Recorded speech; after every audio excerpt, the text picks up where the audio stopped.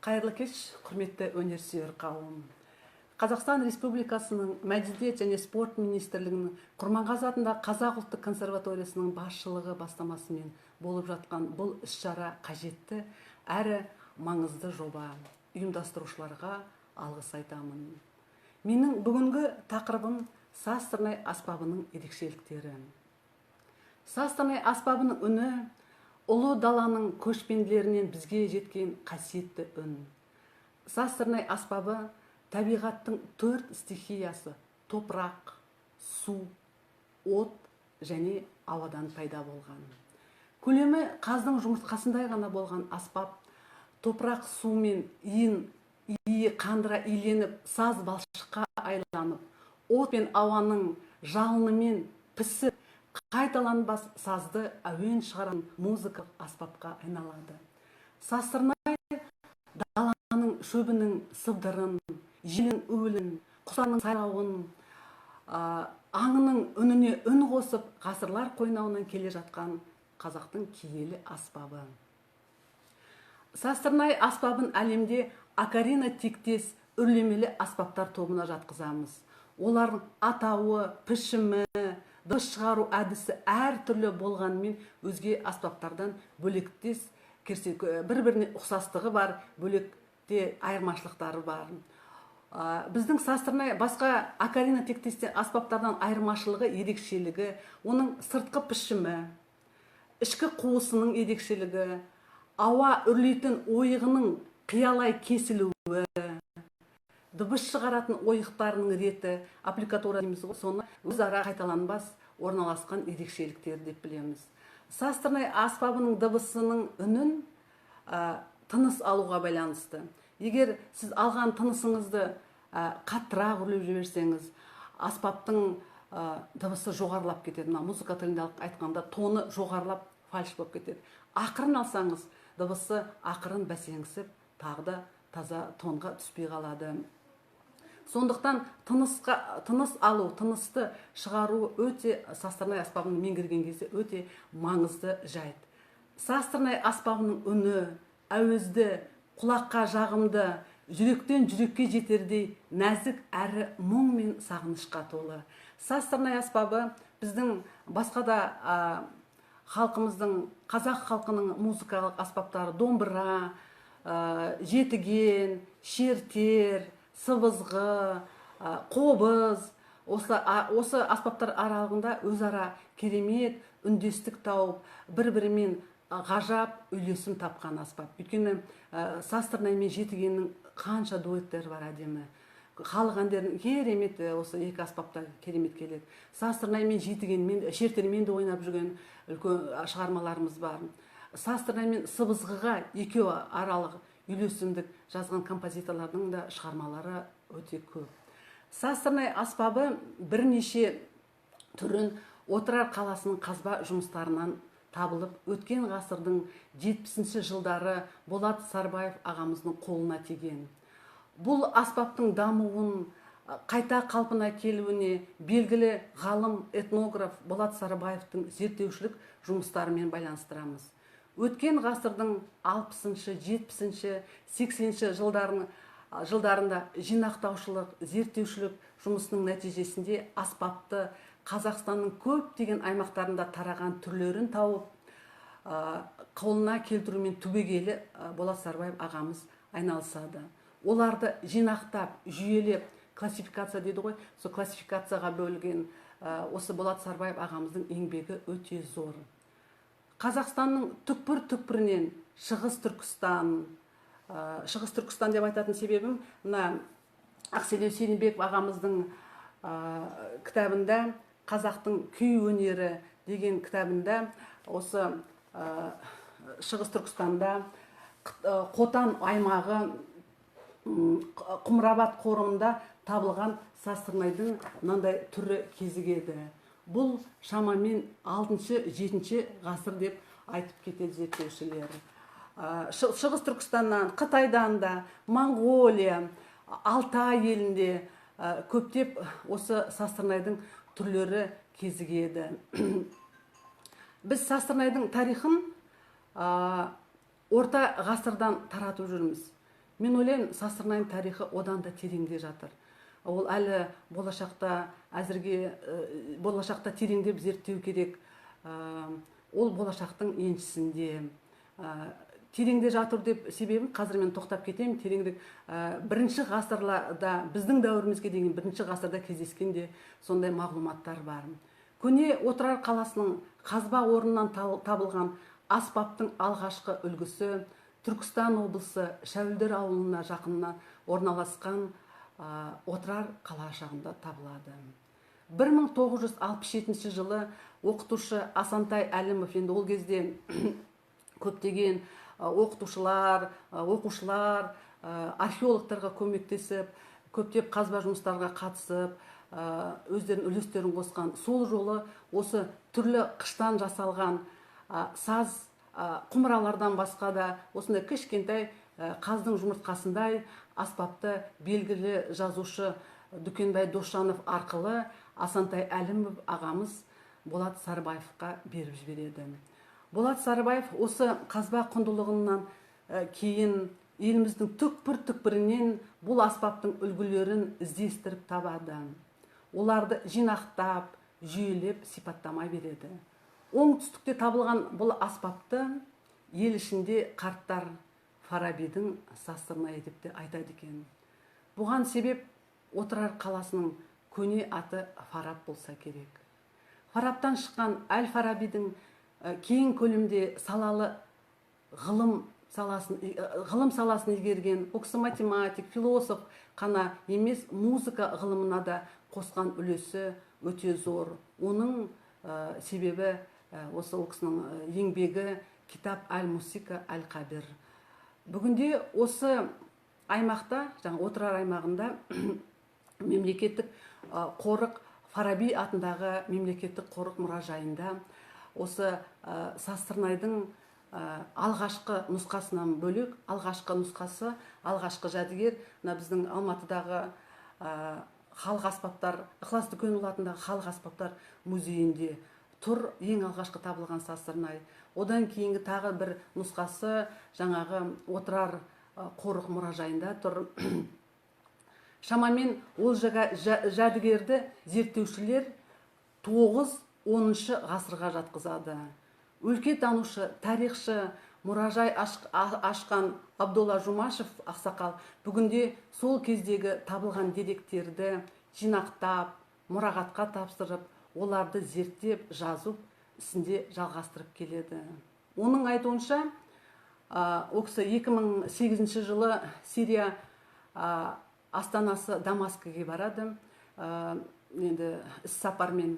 Сол кезде ол кісінің қасына осы мына Семей өңірінде 2008 жылы бір студент оқып жүрген не болып, жаңа переводчик дейді, аудармашы болып, сол жергілікті бір үлкен ғалым, араб, фамилиясын ұмытып отырмын, сол кісі қасына еріп, жаңағы Дамаскідегі мұражайға барса, мұражайда Фарабидің Сасырнайдың үлгісі көрген екен. Оңтүстік Қаратауында, Шымкент өңірінде Қаратау деген тау бар, білесіздер. Сондай Қаратау секілді жаңағы Дамаскіде Касюн деген тау бар екен. Сол Касюн тауында Фараби шыңы бар екен. Енді Шам жерінде сақталған аңыз бойынша сол ғұлама Әл-Фараби елін сағынған кезде сол шыңға шығып, қалтасынан кішкентай Сасырнай сияқты аспапты алып, саздан жасалған, соны ойнап, елге деген сағынышын, мауқын басқан деген сондай бір дерек әңгімелер бар екен. Шам қаласынан, ел аузынан тараған афсанаға сенер болсақ, ұлы ғұлама Сасырнай аспабында да жақсы ойнаған екен. Енді мен қазір сіздердің назарларыңызға осы сырт елде жүрген, ол кезде Монғолия елінде жүрді, ол кісі сырт жақта жүрді. Өзіміздің үлкен сыбызғышы, қазіргі осы сыбызғы аспаптарының жолға қойып, үлкен дәріс беріп жүрген Талғат Кәріпжанұлы сыбызғышының ұстазы, ол кісі Талғат ағамыз коллега ағай жайлы көп әңгіме айтады. Ол кісінің күйлерін зерттеп, кітапқа түсірген Талғат ағамыз.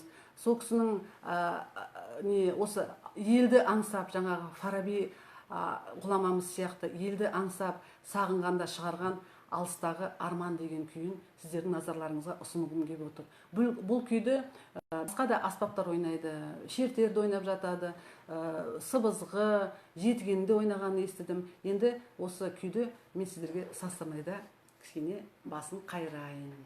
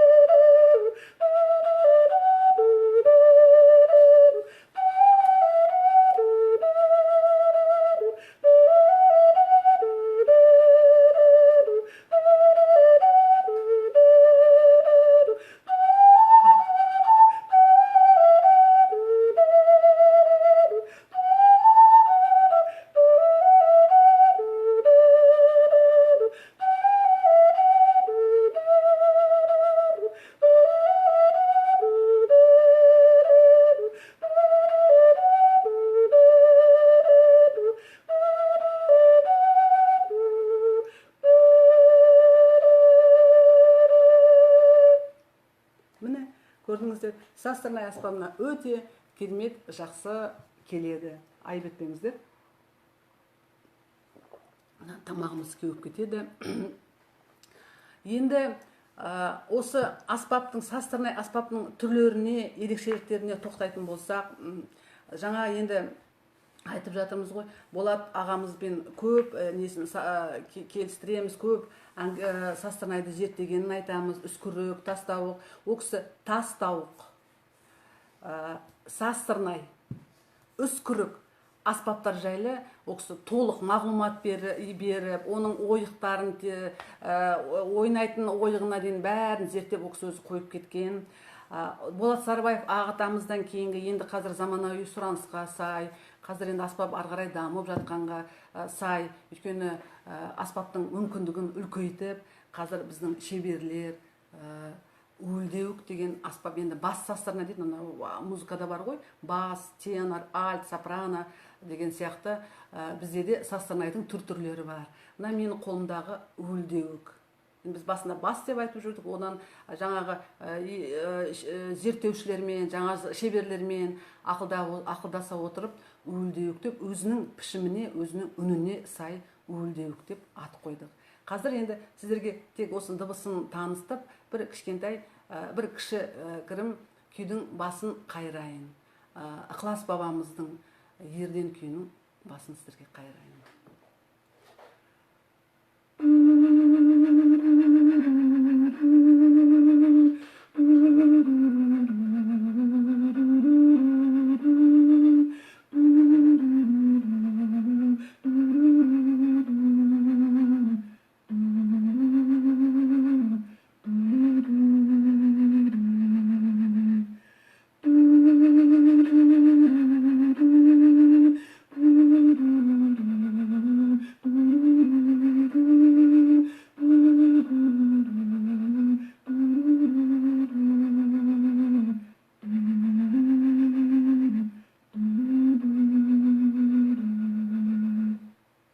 Көрдіңіздер ғой, өзінің пішіміне сай осындай. Қазір көптеген ансамбльдер, мына біздің Тұран ансамблі, Хассақ ансамбльдері, менің Сазат ансамблім, Сазтырнайшылар ансамблі, осы аспап көп қолданамын. Өйткені мына көптеген фильмдарға, деректі музыкалық фильмдерге осы төмен нотаны, табиғатты суреттеген кезде желдің уілі, бюрат құмның сыбдырын, соны суреттеген кезде біз енді қиналамыз ғой. Сонан осы уілдеуіктің дыбысы таптырмаған бізге керемет бір жол қосылды музыка әлеміне. Келесі аспап тастауық. енді Тастауықтың біз енді Болат Сарбаев атамыздың еңбегінде мына жерде тұр суретте, кәдімгідей өзі құс сияқты қылып келтіріп тауыққа, құсқа келтіріп жасалған. Біз бірақ Тастауықтың қазір несін түрі кішкене үлкейттік. Өйткені жаңағы сұранысқа сай. Диапазон дейміз ғой. Үлкен октаваның лясынан кіші октаваның лясына келсе, Тастауықтың диапазоны кіші октаваның ресынан бірінші октаваның ресіне дейін келеді.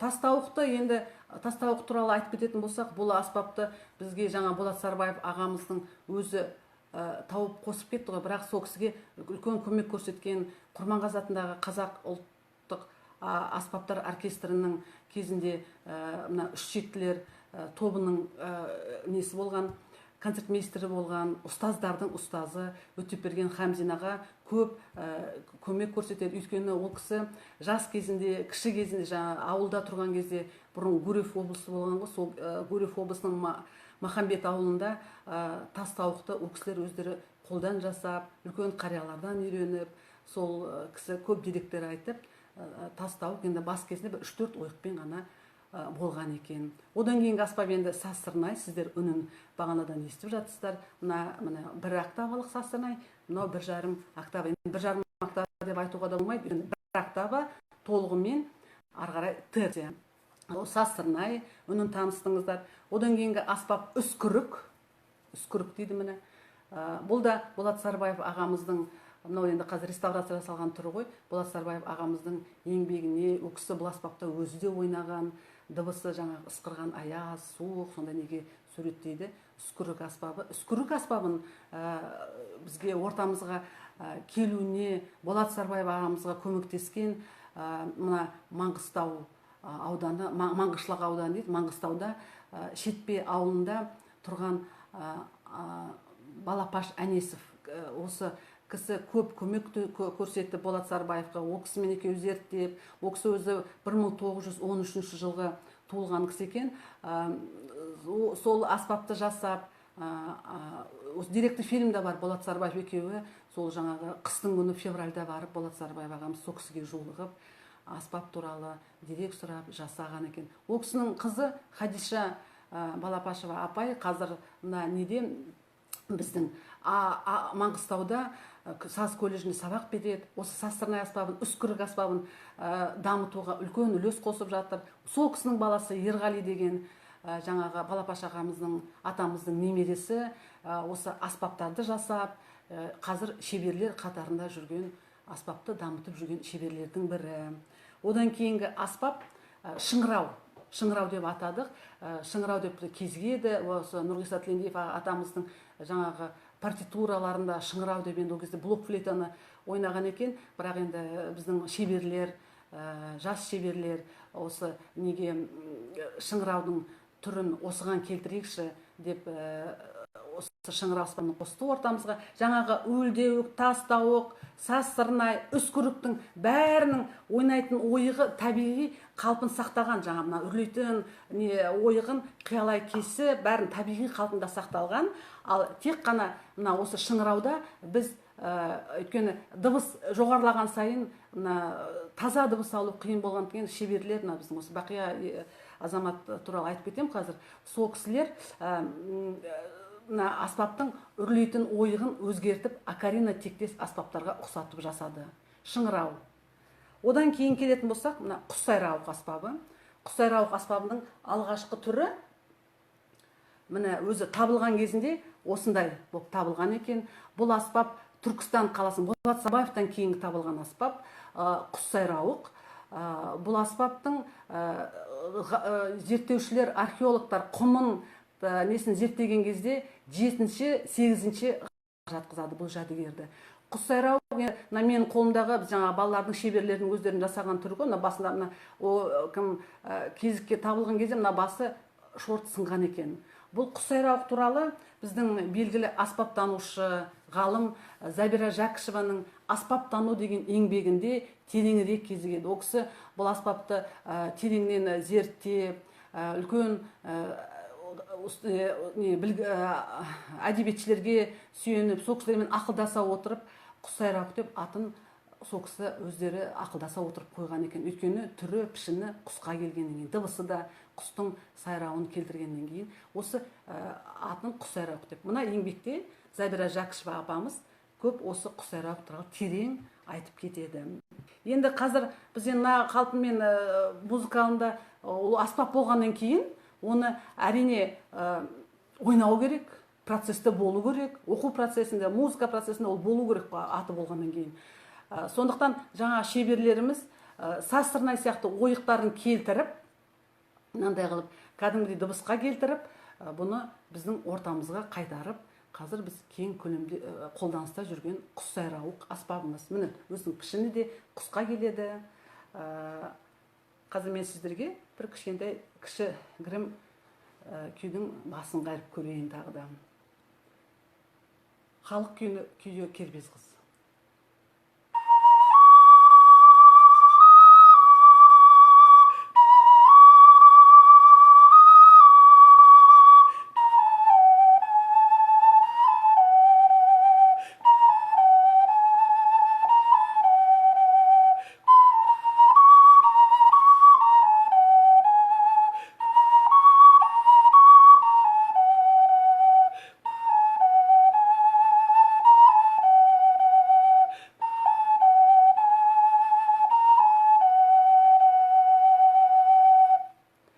Осындай дыбысы бар. Енді қазір біз балалар өздері зерттеп, балалар тағы да басқа аспаптарға ұқсатып, мынандай құстың дауысына ұқсатып, мынандай аспаптарды қосып жүрміз міне.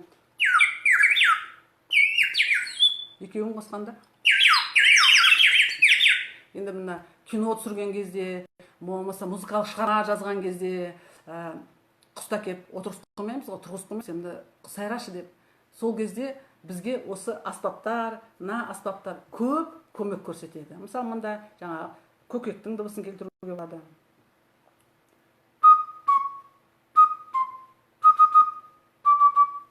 Осындай дыбыстарды келтіруге болады. Енді аспап болғаннан кейін, аспап ары қарай өмір сүру керек болғаннан кейін шеберлерсіз болмайды. Мен бұл жерде шеберлерге де тоқтап кеттім келіп отыр. Шеберлер деп алғашқы шеберлердің бірі жаңа айтып кеттім ғой. Болат Сарыбаев атамыз, Балапаш Әнешев атамыз, Оразғазы Бейсенбаев аталарымыз. Осы кісілер осы састырнай аспабының, үскірік аспаптарының өмірге қайтуына үлкен үлес қосқан. Болат Сарыбаев атамыздың мен өзінің музей пәтерінде болдым 85-86 жылдары. Ол кісі қайтқаннан кейін әрине. Сонда састырнайдың, енді өтірік айтпайын, бір енді 100-ге шақты састырнайларды көрдім. Біреу ойнауға келеді, біреу ойнауға келмейді, біреуінің басы сынған, біреу глазурланған, әр түрлі түрін көрдім.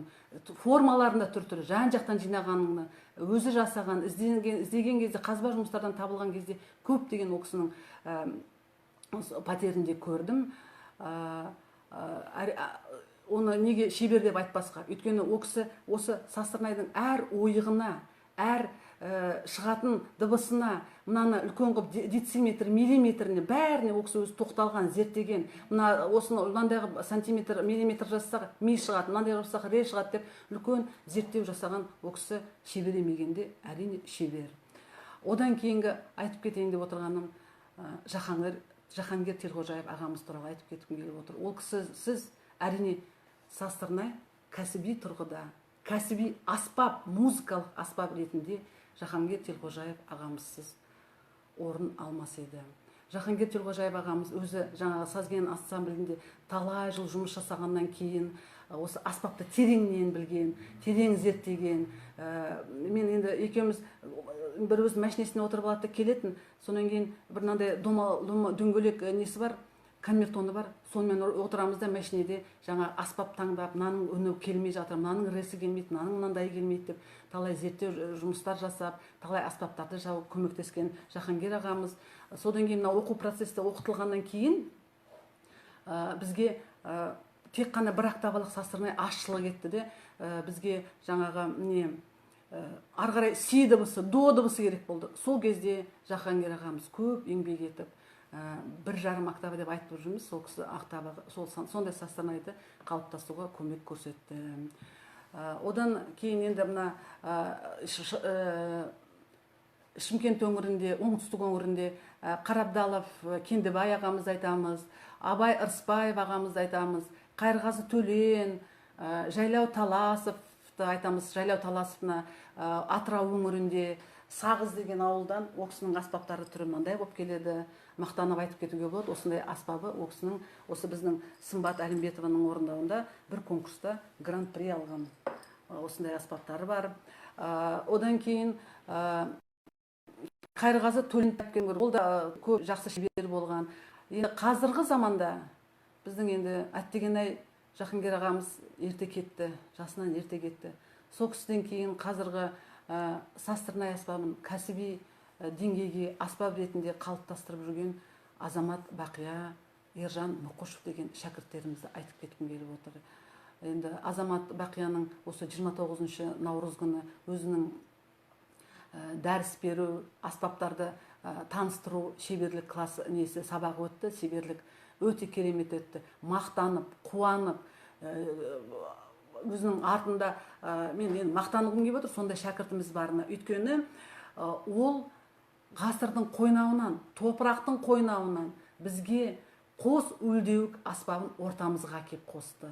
Қос үлдеуік деген аспап бізде қазақтарда болған. Ықылас Дүкенұлы музейінде, атындағы музейінде қос үлдектің жәдігері сақтаулы. 7-8 ғасыр деп айтылады. Сол қос үлдеуікті ортамызға біздің Азамат баламыз қайтарып, міне қос үлдеуік туралы тағы да айтып кеткім келіп отыр. Мына Ақселеу Сейдімбеков ағамыздың кітабында кезігеді. Міне қос үлдеуік, екі үрлейтін ойығы бар, екі тесіктері бар. Бұл аспап кешеде Азамат баламыз ойнады. Бурдонмен кәдімгідей бір қылғобыз сияқты дыбыс беріп, сондай қуанып қалдым. Іске сәттеймін баламызға. Ал енді біздің Састырнайда басқа елдердің акарина тектес аспаптарымен салыстырмалы болсақ, біздің жеріміздегі ең көне заманнан табылған мұралардың қатарында біздің дәуірімізге дейінгі 1 ғасырда қазіргі Самарқанд қаласының маңында көне қала Афрасияптан табылған терракоттық мүсіндердің ішінен музыкалық үрлемелі аспап ойнаған әйел адамның мүсіні кездеседі. Ол мүсін қазір Санкт-Петербург қаласында Эрмитажда сақтаулы тұр. Орта Азия халықтарының музыкалық аспаптарын зерттеген ғалым Тамара Семеновна Вызганың «Музыкальные инструменты Средней Азии» деген еңбегінде осы аспапты аң пішіндес түрде екі ойығы бар, саздан жасалған, әлемде көп тараған акарина тектес аспапқа ұқсастығын мына жаңағы Эрмитажда тұрған әйел мүсіннің басы, қолындағы аспабы осы біздің заманымызға дейін 1 ғасырда болған кішкене мағлұматтар да бар. Европа және басқа әлемде біздің осы акарина тектес аспабымыз акарина деген атпен тараған. Жапондарда вуду дейді, басқа елде тағы да басқа дейді, өзге халықтарда мариларда шун мушпық дейді, чуваштарда там шахлыч дейді, армяндарда пипук дейді, грузиндарда буль-буль дейді. Мына тағы бір аспап көрсеткім келіп отыр сіздерге. Мына аспап, мына Алтай өңірінен келген аспап. Міне көрдіңіздер ғой, Алтайда көптеген аңдар, аю сияқты келтірген, соған ұқсатып келтірген. Мына жеріне сынып қалды менде. Міне осындай аспап. Мына өзбек ағайындарда да жасайды, өздерінің шалдың несіне келтіріп, міне мынандай осындай үрлемелі аспап. Осындай өзбектерде де бар бұл аспаптар. Сонан кейін өзіміздің көршілес халық қырғыздарда да бұл аспап, акарина тектес аспап бар. Қырғыздың белгілі қырғыз халқының зерттеушісі, аспаптанушы, өнертану кандидаты Сағыналы Субаналиевтің қырғыздың музыкалық аспаптарына арналған еңбегінде осы топтағы аспаптарды чор, ышқырық чор, тұлға чор, чопа чор деп атауларымен келтіреді. Міне менің қолымдағы чопа чор. Чопа чор Чопо Чордың Састырнайдан ерекшелігі неде? Екеуінің ерекшелігі ең алғашқы үрлейтін дыбыс шығаратын ойығында. Біздің Састырнайымыз міне бағана айтып кеттім, қиялай қиғаштап кетсе, табиғи қалпын сақтап, міне дыбыс шығарған кезде біздің алған тынысымыздың тең жартысы сыртқа кетеді. Ал мына Чопо Чорда міне блок флейтаға келеді, ұқсайтын жерде блок флейталар тұр ғой. Осы блок флейтаға келетіндей мынандай мундштук деймі, жоқ әлде тағы да патрубок деп айтады. Сондай үрлейтін ойығы осындай болып келеді. Алған тынысыңыздың барлығы ешқайда кетпей үнемдеп аспаптың ішіне түседі. Соның ең ерекшелігі мына саусақтарының ойнайтын, дыбыс шығаратын ойықтарының орналасуында. Мысалы міне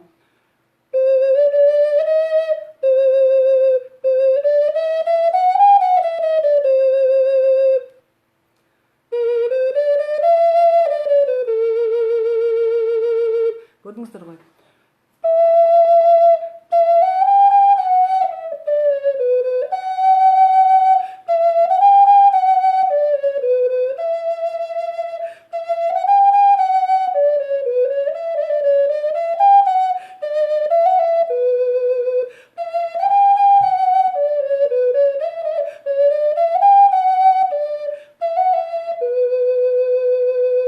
Көрдіңіздер ғой, Чопо Чордың үні қандай әдемі. Алғашқы Чопо Чор біздің Састырнай уже 68-ші, 70-ші, 75-ші жылдары кәдімгідей аспап ретінде қалыптасып, үлкен концерттерге, сахналарға шығып жүрді. Чопо Чор алғаш рет 1980 жылы Алматыда, Москвада өткен Олимпиадада өзінің алғашқы рет орындаған Мұратбек деген атын, фамилиясын ұмытып отырмын. Сол кісі үлкен стадионда Москвада Олимпиада кезінде осы Чопо Чордың дыбысы Москвада шығады.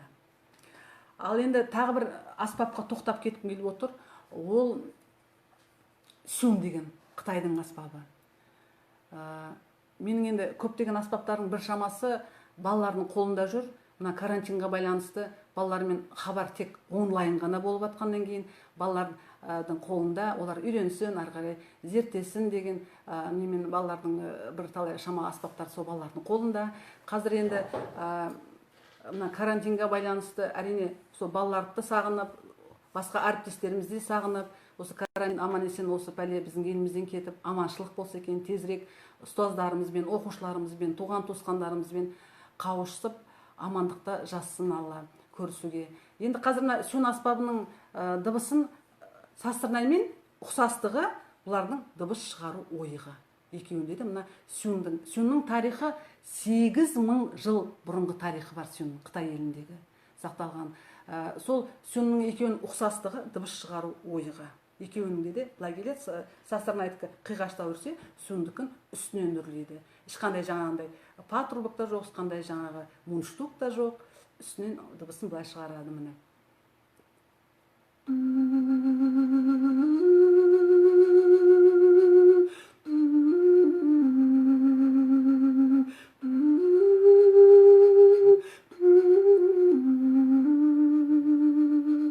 Міне осындай Қытайдың халқының аспабы сюн. Ал енді аспап болғаннан кейін репертуар болу керек. Репертуар жағына келген кезде біз әрине қиналамыз. Өйткені Састырнай аспабының төл репертуары сақталмаған. Біз көбіне халық әндері, халық күйлері, қырғыз сыбызғы күйлерін орындаймыз, қыл-қобыз күйлерін орындаймыз. Оқу процесс болғаннан кейін әрине бізге күйлерді орындау керек. Сондай қиындықтарда кездесіп жүрміз. Бірақ мен айтқым келеді, 20-шы ғасырдың 70-ші жылынан кейін, 80-ші жылдарынан бастап Састырнай аспабының өзінің төл репертуары қалыптаса бастады. Төл репертуары қалыптасады. Анау Болат Сарбаев ағамыздан. Болат Сарбаев ағамыз өзі үскірікте жақсы орындаған, үскірікте халық әндері, халық күйлерін орындаған, өзінің жанынан да шығарып әуендер орындаған. Нұрғиса Тілендиев атамыз айтып кеткім келеді. Бүгін ол кісінің тірі болса 95-ке келетін еді. Ол кісінің отырар сазы оркестрінің сүйемелдеуімен жазған балапандарым шығармасы, 80-ші жылдың бастарында. Ермұрат Үсенов ағамыздың Арбакеш әнін жазып кетті. Ансамбль оркестрдің сүйемелдеуімен алғашқы орындаған алғашқы састырнайшылардың бірі Гүлнара Бекетаева. Ермек Өміров ағамыз айтқым келеді. Ермек Өміровтың көптеген шығармалары бар. Осы Боташым деген шығармасы, Құлыншақтар деген көптеген шығармалары бар. Сейдолла Байтерековтың Кішкентайының өзі неге тұрады? Кішкентайды қазір көп ансамбльдер, оркестрде жас балалар көп орындайды. Эстрадаға қосып орындап жүргендері бар. Еділ Құсайынов ағамыздың шығармалары, бірталай шығармалары бар. 84-85 жылдары ол кісінің Нәзік сезім деген шығарманың ішінде да нәзік десе нәзік, алғашқы орындағандардың қазіргі отырар сазындағы оркестріндегі састырнайшы, үлкен музыкант Лариса Насрединова, Жамағат Темірғалиев ағамызды айтып кеткім келді. Жамағат Темірғалиев ағамыздың осы менің састырнайшы болып қалыптасуыма үлкен еңбегі бар. Өйткені 85 жылы Адырна ансамблі құрылған кезде Жамағат ағамыз мен флейтадан бітірген, флейтисткамын. Соны сен бізге ансамбль құрып жатырмыз, ансамбльға кел деп облыстық филармонияға шақырып, Адырна ансамбліне алғашқы сол кісі шақырған болатын. Сол ансамбльде отырған кезде мен флейтаны ұстап отырам ғой енді. Сол кезде қоғам қайраткері, мына қазақтың дәстүріне, салтына, әні болсын, биі болсын, оюы болсын, әр нәрсесіне, аспабы болсын, жанашыр Өзбекәлі Жәнібеков ағамызда кетіп келеді. Сол кісі мені көріп қалды да флейтада отырғанымды. Сен неғып басқа ұлттың аспабын ұстап, сен алысқа барам деп отырсың ба? Басқа ұлттың аспабын неге дәріптеп нетесің? Міне сенің қолыңа деп сол кезде қолыма ұстатқан састырнай, мына састырнай, осы састырнайды ұстады да, сен осыны шығарасың, қалай үйренесің? Это сенің проблемаң, ары қарай састырнайды дәріптейсің деп, осы екі үлкен ағама рахмет айтқым келеді. Осы менің састырнайшы болып, састырнайды ары қарай зерттеуіме үлкен жол сілтеген осы Өзбекәлі Жәнібек пен Жамағат ағайларына көп рахмет. Жамағат ағайдың да көптеген шығармалары бар. 88 жылы алғашқы осы менің өзім орындауымда орындалған, бағанағы осы бағдарламаның басында кішкене басын ойнадым ғой, Балдәурен шығармасы, Қошқарбек Тасбергеновтың Әуен, Қайырғазы Төленовтың Балауса, Еркін Нұрымбетовтің Балапандарым, Қуаныш Жұмағалиевтің қаншама шығармалары бар. Еркен Наз, Жастық Дәурен, Нұркен Ашыровтың шығармасы, Назгүл Таңатардың шығармалары. Назгүл Таңатардың мен айтып кеткім келеді, ол кезде өзі домбырашы, бірақ консерваторияда студент болып оқып жүрген кезде осы факультатив ретінде састырнайды үйреніп, маған осы роман сізге арнаймын деп роман жазып, романсыз қолыма ұстап кеткен. Сол кездегі консерваторияның басшылығы, ректоры және Ехайн Аубакирова, сол кездегі халық музыка факультетінің деканы Сахарбаева Карима Сүндетовнаға үлкен алғыс айтқым келеді. Өйткені сол кісілердің қолдауымен, сол кісілердің жанашырларымен састырнай аспабы мамандық ретінде ашылып, қазір үлкен өріс алып, үлкен дамып келе жатыр. Көп рахмет. Тағы да композиторлар ретінде осы састырнайдың репертуарын қалыптасуға көмектесіп жүрген қазіргі Дегдар қорының басшысы Лаура Ахметованың Қаңбақ шал деген шығармасы бар. Еркін Нұрымбетовтің Балдырғандар айтып кеттім ғой жаңа. Содан кейін мына Талдықорандағы Айбол Құдайбергеновтың де көптеген шығармалары бар. Сол шығармалар енді қазір шыққан кітаптарыма менің енді сол композиторлардың мынау 14 жылы шыққан састырнай аспабына арналған Хрестоматия, одан кейінгі міне осы 2019 жылы қайтадан переиздан етеді ғой. 5000 данамен біздің Қазақстан Республикасының мәдениет және спорт министрінің қолдауымен шыққан осындай састырнай аспабына арналған Хрестоматия. Содан кейін тағы да мына бір монография, оқулық дейді ғой, састырнай аспап және Акарина тектес үрлемелі аспабы. Бұл 2014 жылы магистрлық қорған кездегі шыққан монографиямыз. Ғылыми жетекшім, үлкен ғалым, доктор Өтеғалиева Сәуле Исқақовнаға мың алғыс. Ол кісі де осы зерттеуге көп еңбегі тиді. Ал енді бір шығарма ойнап, тағы да бір қиыннан етім көру, уақыт деген зымырап кетіп бара жатыр. Ермат Үсеновтың Арбакеш әнін орындап берейін.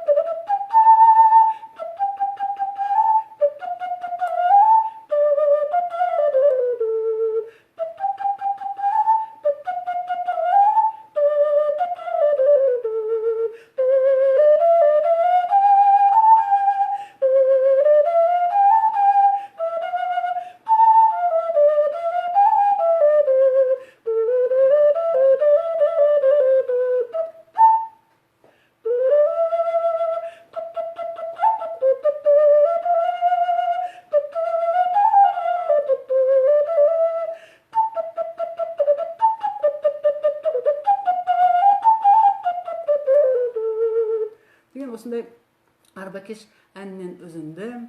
Ал енді осы мүмкіндікті пайдалана отырып, мен Болат Сарбаевтың арманы болған, ол кісі өзінің 1970 жылы Республикалық Лениншіл жас газетінде жазған үлкен мақаласында осы басқа елдерде, басқа мемлекеттерде көптеген ансамбльдер бар. Өзбектерде жаңа ут ансамблінде чант ойнайтын ансамбльдер, тамбірде ойнайтындар, армяндарда каноншылар ансамблі бар деп ол кісі армандаған екен. Сол кісінің сөзінің бір несін оқып кетейін. Өздерінің музыкалық көне мұраларын сақтап қалғысы келген елдердің бәріне дерлік ескі ән күйлерді халық арасынан насихаттау мақсатымен ансамбльдерден бөлек этнографиялық оркестрлерде құрылған дейді.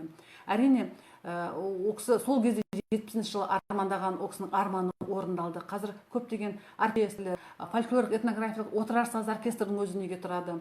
Ансамбльдер, сазген, адырна, жаңағы мұрагер, ғасырлар пернесі, шертер, сарын, сарыарқа сазы, отырар Астана сазы деген қазір көп деген фольклорлық этнографиялық ансамбльдер көп. Бірақ сонымен қатар тек қана аспапшылар ансамблі қазіргі кезде жетігеншілер, тек қана жетігенден тұратын жетігеншілер Кәусар ансамблі, оның жетекшісі біздің белгілі жетіген аспабын дәріптеп жүрген Нұргүл Жақыпбек, және саз сырнайшылар ансамблі, Сазарт ансамблін айтып кеткім келіп отыр. Сазарт ансамблінде осы саз сырнайдың түр-түрі барлығы қолданылады. Сол Сазарт ансамблінің жігіттері, балалары тұрады да бір мезгілде шаң қобызшылар ансамблі болып да көрсетіп жатады. Енді саз сырнай әрине ары қарай үлкен даму жолында, енді айтатын әңгіме көп еді, әрине әттегене уақыт бітіп, уақыт уже кетіп бара жатыр.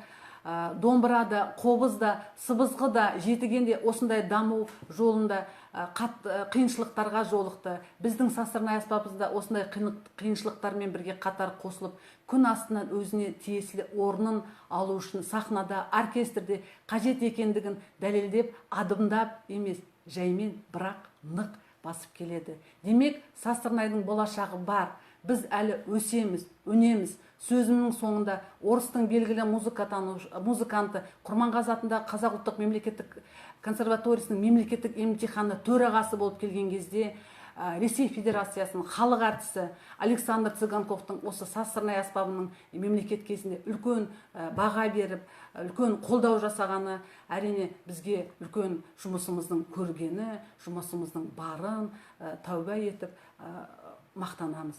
Еліміз аман, халқымыз тыныш болсын, әлі талай биіктерден көрінеміз. Енді бағдарламамыз соңында сіздермен қоштаса отырып, Ықылас бабамның Кертолғау күйін орындап берейін. Аман, сау болыңыздар.